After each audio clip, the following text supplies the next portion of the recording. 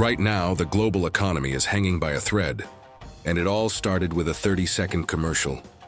Here is the problem. The United States and Canada, two countries that do over $900 billion in trade every year, are in a full-blown tariff war. And when these two economies fight, the entire world feels it. Supply chains collapse, prices skyrocket, jobs disappear on both sides of the border. And it just got worse. Trump added another 10% tariff on Canada over the weekend. Not because of economics, not because of national security, but because of an advertisement featuring Ronald Reagan that played during the World Series. But here is what nobody is talking about. There is a Supreme Court case coming next month that could end this entire tariff nightmare. One decision could either lock in these trade wars for years or completely dismantle them. In the next few minutes, I am going to show you exactly how a baseball game commercial triggered an international crisis, why this affects your wallet even if you do not live in North America, and what this Supreme Court case means for the future of global trade. So if you care about where the economy is headed, stay with me until the end. Because this story is bigger than Trump, bigger than Canada, and it is about to reach a breaking point. Let us get in. What happened? So let me give you the full context of what just went down. On Saturday, while Trump was flying to Malaysia, he sent out a post on Truth Social, calling the Ontario government's Reagan a fraud and a hostile act. Then he announced, "I am increasing the tariff on Canada by 10% over and above what they are paying now." Now, to understand why this is such a big deal, you need to know where things already stood.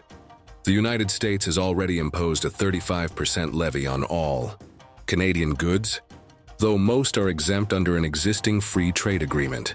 On top of that, Trump added 50% on metals and 25% on automobiles.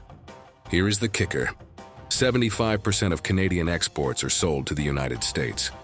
So when Trump adds another 10%, that is a massive hit to the Canadian economy, especially Ontario, which is home to most of Canada's automobile manufacturing.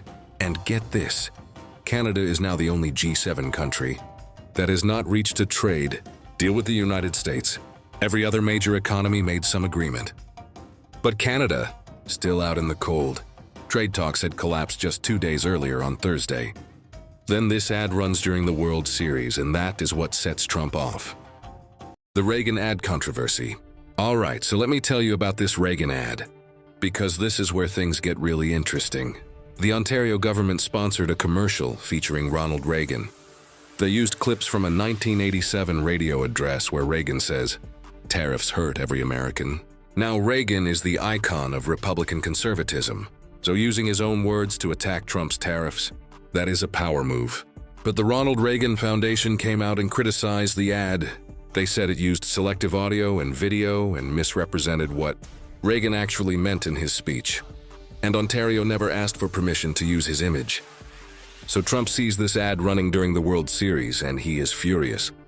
He posts that the ad was supposed to be taken down immediately after trade talks collapsed on Thursday, but Ontario let it run anyway. He calls it a fraud, but it gets deeper. Trump also accused Canada of trying to manipulate an upcoming United States Supreme Court case. This is huge. The case is scheduled for next month, and it will determine whether Trump's entire tariff regime is even constitutional.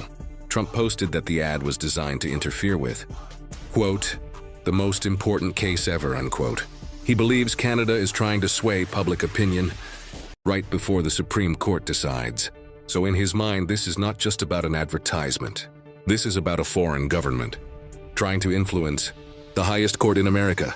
That Supreme Court case could literally end the entire tariff war, or give Trump the green light to keep going. And that is why a simple commercial became an international incident. Political response and fallout. Now, let me show you how both sides are reacting, because the responses tell you everything about where this is heading. On the Canadian side, Ontario Premier Doug Ford agreed on Friday to pause the ad campaign after talking with Prime Minister Mark Carney. But he still let it run over the weekend during the World Series. That is what made Trump so angry. Canada's trade minister said, "We stand ready to resume constructive discussions." Translation, We want to talk, but we are not backing down. The Canadian Chamber of Commerce came out swinging. Their CEO said, "Tariffs at any level remain a tax on America first, then North American competitiveness as a whole. They are saying American consumers are the ones paying for this." But here's the kicker. Even though Trump and Canadian Prime Minister Mark Carney are both at the same summit in Malaysia this week, Trump told reporters he has no intention of meeting with Carney. Zero. He is freezing him out. Completely. Now there is one bright spot in all this chaos. Ontario Premier Doug Ford and California Governor Gavin Newsom made a friendly bet video about the World Series, joking about tariffs the whole time.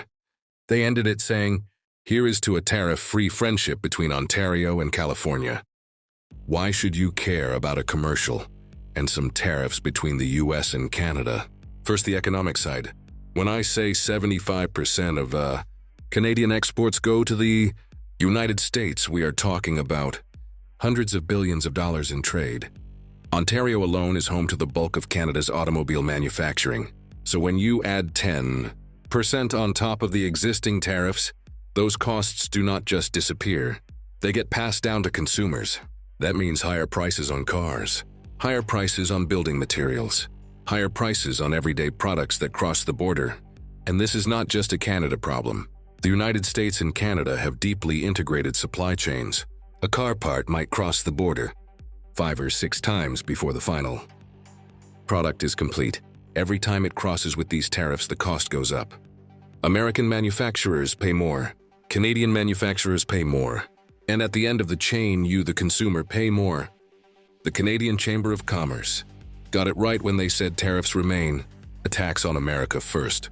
Because American companies and American consumers are footing the bill for this trade war just as much as Canadians are.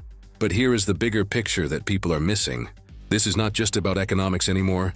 This is about how foreign policy is being conducted through social media posts. Think about what just happened. A foreign government ran an advertisement. The president saw it on TV. He got on his phone while flying to Malaysia and announced a major economic policy change that affects millions of people. No debate. No consultation with Congress, just a truth social post. And whether you support Trump or not, you have to admit this sets a wild precedent. What happens when other countries start using media campaigns to influence US policy? What happens when the next president uses the same playbook? We are in uncharted territory here.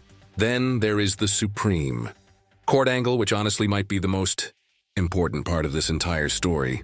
Next month, the Supreme Court will hear a case that determines whether Trump's tariff regime is even constitutional. If the court rules against him, the entire system collapses. Every tariff gets challenged. Trade deals get renegotiated. The global economy shifts. But if the court rules in his favor, then this becomes the new normal. Tariffs by executive order. Trade wars that can start and escalate with a single social media post. And other world leaders will be watching closely to see if they can do the same thing. Well, Trump and Prime Minister Carney are at the same summit in Malaysia, but they are not talking. Trade negotiations are frozen, and that Supreme Court case is ticking like a time bomb waiting to go off next month. The truth is, we are watching a fundamental shift in how international trade and diplomacy work in the social media age. And it all started with a 30-second commercial during a baseball game. That is the world we live in now.